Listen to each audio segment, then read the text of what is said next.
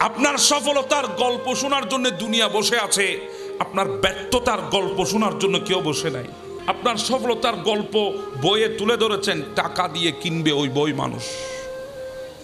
আপনি অনুষ্ঠানে আপনার সফলতার গল্প বলবেন, মানুষ দৌড়ে দৌড়ে আসবে, টাকা খরচ করে আসবে আপনার সফলতার গল্প শোনার জন্যে। এবার বিপরীত যদি হয়, আপনার ব্যর্থতার গল্প, একটা সেকেন্ডও কারো কাছে সময় পাবেন না। আপনি টাকা দিয়ে আনবেন, তাও আসবে না। কারণ সফলতার গল্প শুনতে সবাই পছন্দ করে, ব্যর্থতার গল্প শুনতে কেউ পছন্দ করে না। তো শোনাবেন কাউকে, বেশির থেকে বেশি যদি বন্ধু বান্ধবকে শোনান আপনার ব্যর্থতা সম্পর্কে, আপনার ওই ব্যর্থতার গল্প শুনে, কষ্টের গল্প শুনে আপনার সুযোগ নিয়ে আপনার ক্ষতি করেছে, হয়তোবা সামনে করবে। এখন বলেন কাকে শোনাবেন? কাউকে শোনানোর দরকার নাই। ওই মালিকের দরবারে একটা সিজদা দিয়ে প্রত্যেকটা হৃদয়ের ব্যথাগুলো আপনি বলেন, প্রত্যেকটা হৃদয়ের কথাগুলো আপনি বলেন, প্রত্যেকটা হৃদয়ের আপনার কষ্টগুলো আপনি তুলে ধরেন। ওই মালিককে শোনান, ওই মালিককে, যেই মালিক আপনার ওই কষ্টগুলাকে আল্লাহ সুখে পরিণত করতে পারেন, যেই মালিক আপনার ব্যর্থতাকে সফলতায় পরিবর্তন করতে পারেন, যেই মালিক আপনার এই জিন্দেগিতে হারানোটাকে পূর্ণতায় পরিপূর্ণ করে দিতে পারেন। সুবহানাল্লাহ। দুনিয়াকে শুনিয়ে কোনো ফায়দা নেই।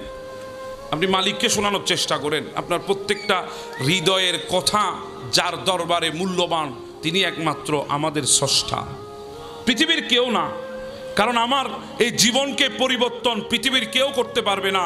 যিনি করতে পারবেন তিনি আমার আল্লাহ। কথা বলেন ঠিক না? বেশি কষ্ট বললে আপনি সবর ধারণ করেন, অস্থির হবেন না। হতাশা আমাদের জন্য না, আমাদের জন্য হতাশা না। আমি তো অনেক সময় চিন্তা করি, আমাদের ভাইয়ের আজকে ডিপ্রেশনের কথা বলে, হায় আল্লাহ, এত ডিপ্রেশন আসলো কোত্থেকে আমাদের দুনিয়ায়? আইয়ুব আলাইহিস সালামের চাইতো বেশি মুসিবতের মধ্যে আমরা আছি, আমাদেরকে এত ডিপ্রেশনে ধরে গেছে। আজকেও আমার বাসার সামনে একটা যুবক 10 তলা বিল্ডিং থেকে লাফ দিয়ে আত্মহত্যা করেছে। যুবক 25-26 বছরের ছেলে, বেশির থেকে বেশি 28 বছর হবে। 10 তলা বিল্ডিং থেকে লাফ দিয়ে মারা গেছে, সাথে সাথে মারা গেছে, আত্মহত্যা করেছে। কেন? ডিপ্রেশনে। এত ডিপ্রেশন আসে কোত্থেকে আমাদের? হতাশা আমাদের জন্য হারাম। এই জিন্দেগিতে আমাদের জন্য হতাশা না। কষ্ট এসেছে, মুসিবত এসেছে, দুঃখ এসেছে, গোটা দুনিয়া আমার বিরুদ্ধে চলে গেছে। শুধু একটা কাজ করবেন, সবর ধারণ করে বসে যান, ধৈর্য ধারণ করে বসে যান। দেখবেন সবরের কারণে দুনিয়া আপনার বিপক্ষে গেলেও ইন্নাল্লাহা মা'আস সাবিরিন, আল্লাহ কিন্তু আপনার পাশে আছে। তো মাওলা যদি পাশে থাকে, আমাদের তো হতাশা কোনোদিন হাত দিতে পারে না, হতাশা কোনোদিন আমাদেরকে গ্রাস করতে পারে না। এই হতাশাগুলো বাড়ার পেছনে একটা কারণ কি জানেন? আমরা ইবাদত থেকে বিমুখ হয়ে গেছি। আমরা নামাজের মধ্যে, আজকে ইবাদত বন্দিগির মধ্যে আমরা সময় কাটাই না, আমরা ইবাদত বন্দিগি করি না, আমরা ইবাদত থেকে নিজেকে সরিয়ে ফেলেছি। এজন্য হতাশা আমাদেরকে আজকে গ্রাস করে নিয়েছে। কথাগুলাকে আমি ভুল বললাম? বর্তমান তো পরিবেশ এমনটাই চলছে। সেজন্য বলছি, আল্লাহর ওয়াস্তে রসুলের দাওয়া সুন্নত তরিকা অনুসরণ করে চলবেন। দুনিয়ার জমিনে যত বিপদ মুসিবত আসুক, রসুলুল্লাহর এই তরিকার মধ্যে সমস্ত কিছুর সমাধান আছে না নাই? জীবনে আছে না নাই? অবশ্যই আছে। ব্যথা আছে দিলে যান ওই আল্লাহর ঘর মসজিদে। দুনিয়া আপনাকে বুঝে না, যান ওই আল্লাহর ঘর মসজিদে। যেখানে হাত দেন চলে যায়, যান আল্লাহর ঘর মসজিদে। শুধু একটা সিজদা দেন, একটা সিজদা। আপনি যেখানে দুনিয়ার সমস্ত নিয়ামত, সমস্ত কিছু হাসিল করার জন্য টেনশনে পড়ে গেছেন, ডিপ্রেশনে পড়ে গেছেন, দুনিয়ার পেছনে ঘুরতেছেন শুধু পাওয়ার আশায়, অর্জন করার আশায়, আপনি যান আল্লাহর ঘর মসজিদে। শুধু একটা কাজ করবেন, আল্লাহর দরবারে সিজদা দেবেন। সিজদা তো দিয়েছেন মালিকের দরবারে, এবার শুনেন মালিক কতটুকু কাছে আপনার এসেছে। আসজুদ ওয়া আক্তারিব। আপনি যখন সিজদা দিয়েছেন মালিককে, আমার মালিক আপনার কাছে চলে এসেছে। যেখানে মালিক চলে এসেছে, দুনিয়া আর কি লাগে আমার জন্য?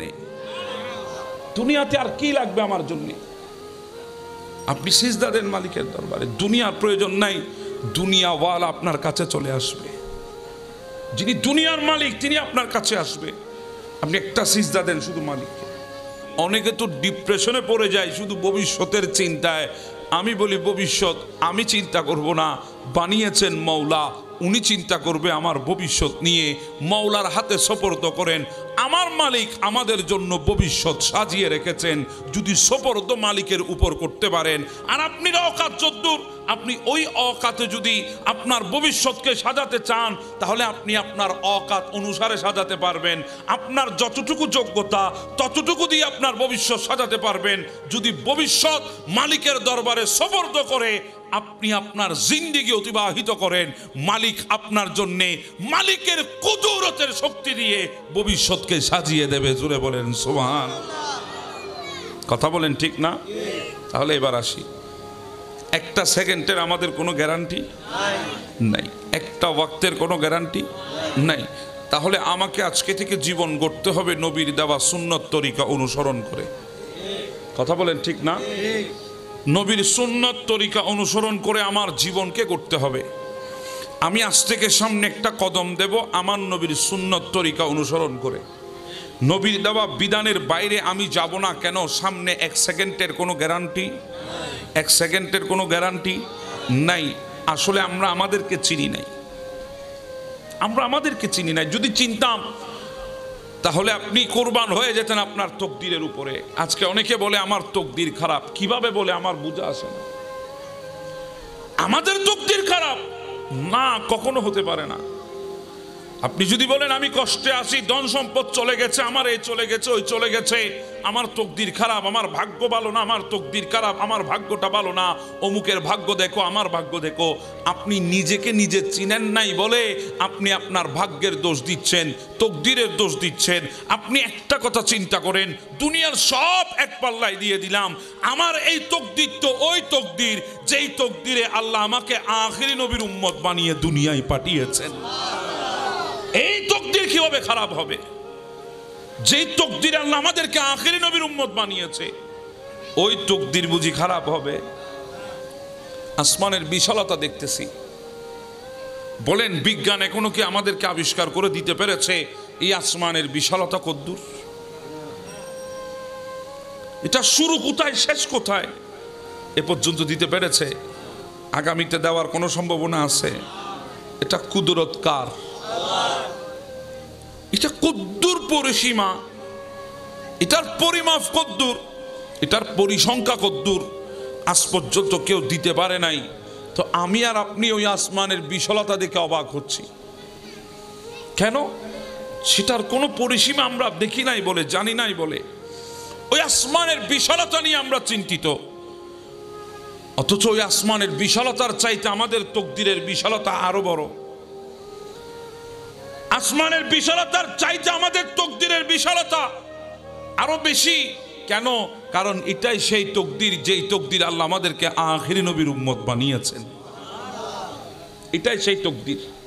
এবার আসেন, কত বড় নবীর উম্মত আল্লাহ আমাদেরকে বানিয়েছেন, যেই নবী হামেশাই উঠতে বসতে চলতে ফিরতে দুনিয়ায় আসা থেকে যাওয়া, যাওয়া থেকে রওজায়ে আকদাস ওখানে পর্যন্ত শুধু উম্মতি উম্মতি উম্মতি।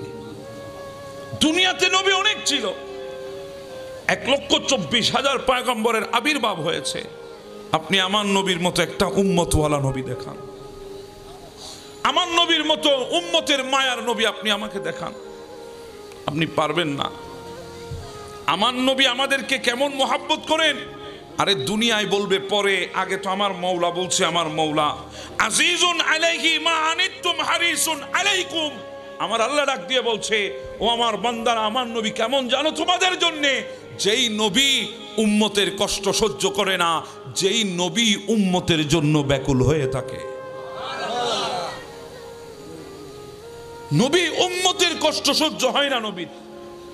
আমার নবী এমন নবী, যেই নবী উম্মতের জন্য ব্যাকুল। কেমন? আমি একটু আপনাদেরকে বলি, কষ্ট হয়ে যাবে আপনাদের। হায় আল্লাহ, পৃথিবীর বুকে হযরতে নূহ নজিউল্লাহ আলাইহিস সালাম নাম শুনেছেন? পৃথিবীর প্রথম রসুল যাকে বলা হয়, প্রথম রসুল, প্রথম নবী হচ্ছে আদম আলাইহিস সালাম পৃথিবীতে আগমনের দিক দিয়ে, আর প্রথম রসুল হচ্ছে হযরতে নূহ আলাইহিস সালাম। ওনাকে নূহ নজিউল্লাহ বলা হয়, যাকে সানিয়ে আদমও বলা হয়। কারণ পৃথিবী উনি পর্যন্ত এসে থমকে গেছে, আবার ওনার কাছ থেকে আল্লাহ পৃথিবী চালু করেছেন, সেজন্য ওনাকে সানিয়ে আদম বলা হয়। কত বড় পয়গম্বর! 900 বছর দাওয়াত দিয়েছেন। কয়শো বছর? 900 বছর। 900 বছর দাওয়াত দিয়েছে। দ্বীনের দাওয়াত, আল্লাহর ওয়াহদানিয়তের দাওয়াত, নবুয়তের দাওয়াত, রিসালতের দাওয়াত 900 বছর দিয়েছে। মাত্র কালিমা পড়েছেন, দ্বীনের উপরে ঈমান এনেছেন, আল্লাহর উপরে ঈমান এনেছেন, নবীর উপরে ঈমান এনেছেন মাত্র 80 জন। কয়জন? 80 জন। দাওয়াত দিয়েছে কয় বছর? 900 বছর। মাত্র 80 জন উম্মত সহ্য করেন নাই, হাত তুলেছে, মাওলা আর হবে না, ধ্বংস করে দাও, আর হবে না, ধ্বংস করে দাও, আর লাগবে না, ধ্বংস করে দাও। হাত তো রসুলের উঠেছে, নবীর উঠেছে, কবুল তো মাওলা করে নিয়েছেন। আপনারা আমার হাত উঠবে, কবুল হয়েছে জানি না, কিন্তু পয়গম্বর আলাইহিস সালামদের হাত উঠেছে, কবুল হয়ে গেছে, আল্লাহ কবুল করেছেন। বলে দিয়েছেন নূহ তৈরি করেন কিস্তি, তৈরি করেন কিস্তি। তৈরি করা হলো কিস্তি। নূহ আলাইহিস সালাম কিস্তি তৈরি করেছেন। ওই কিস্তিতে যারা উঠেছে একমাত্র তারাই জীবিত ছিল, আর যারা উঠে নাই আল্লাহ তাদেরকে ধ্বংস করে দিয়েছে। আসমান অব্দি পর্যন্ত পানি হয়েছে, গোটা দুনিয়া ধ্বংস হয়ে গেছে, পানির নিচে চলে গেছে। নূহ আলাইহিস সালাম হাত তুলে কওমের জন্য বদদুয়া করেছে, আল্লাহ কবুল করে সবাইকে ধ্বংস করে দিয়েছে। 40 দিন কিস্তিটা পানির উপরে ভাসমান ছিল, 40 দিন পানি স্থায়ী ছিল দুনিয়াতে। 40 দিন পরে কিস্তি জুদি পাহাড়ের কিনারায় গিয়ে লঙ্গর ফেলেছে, আর ওই কিস্তিতে যারা আরোহণ করেছে একমাত্র তারাই বেঁচে ছিল, বাকিরা ধ্বংস হয়ে গেছে। এটা তো নূহ নজিউল্লাহর কথা বললাম। এবার আমার নবী গিয়েছেন তায়েফে। আল্লাহ, তায়েফবাসী নবী তায়েফের রাস্তা দিয়ে হাঁটছে, কাটা বিছিয়ে দিয়েছে আমার নবীকে, কাটা লেগেছে নবীর কদমে, রক্তাক্ত হয়ে গেছে। আমার নবী কদম থেকে কাটা যখন ছুটাতে গেলেন, রক্ত বেয়ে বেয়ে পড়ছে, আল্লাহ কষ্ট। আমার নবী হাঁটছে তায়েফের ময়দানে, চিকন চিকন ছোট ছোট পাথর নবীকে মেরেছে, শরীরের মধ্যে গেথে গেছে নবীর শরীর মোবারকে। পাথরগুলো যখন সরাতে গেলেন, হুলকি দিয়ে রক্ত শরীর থেকে বেরিয়ে গেছে। আমার নবীর দিলে লেগেছে কষ্ট। আমার নবী হাঁটছে তায়েফের রাস্তা দিয়ে, পাথর মেরেছে আমার নবীর কদম মোবারকে। একটা পাথর এসে নবীর কদমটা থেতলায় গেছে। আমার নবীর রক্তাক্ত কদম মোবারক বটে নিয়েছেন, এক কদমের উপরে দাঁড়িয়ে আছেন, ওই কদমের উপরও আঘাত করেছে, ওই কদমটা রক্তাক্ত হয়েছে। 2 কদম বটে নিয়ে হাঁটু দিয়ে নবী জমিনে বসে গেছে। ছিল না তায়েফবাসীর অন্তরে কোনো মায়া, ছিল না তাদের অন্তরে কোনো মোহাব্বত ভালোবাসা। তারা এসে আমার নবীর জামা ধরেছে, একবার উপরে তুলেছে, আবার নিচে আছাড় দিয়েছে। আমার নবীর কষ্ট দিলে লেগেছে। নবী শব্দ বের করার আগে জিবরিল দৌড় দিয়ে এসেছে, ইয়া রাসূলুল্লাহ বলেন আর সহ্য হয় না, ওই পাহাড়কে টেনে এনে ধ্বংস করে দেব তায়েফকে। আমার নবী বলে, জিবরিল থেমে যা, থেমে যা, অস্থির হোস না। নবী হাত তুলেছে, ইয়া রব্বি গফির লিকওমি, হে আমার রব, আমার কওমকে মাফ করে দাও। তারা বুঝে নাই, বুঝে নাই, আমাকে চিনে নাই, যদি চিনতো এমনটা করতো না। আল্লাহ মাফ করে দাও, মাফ করে দাও। নূহ নজিউল্লাহ 900 বছর দাওয়াত দিয়ে 80 জন উম্মত হয়েছে বলে হাত তুলেছে বদদুয়ার জন্য, মুস্তাফাকে আঘাতে আঘাতে জর্জরিত করেছে।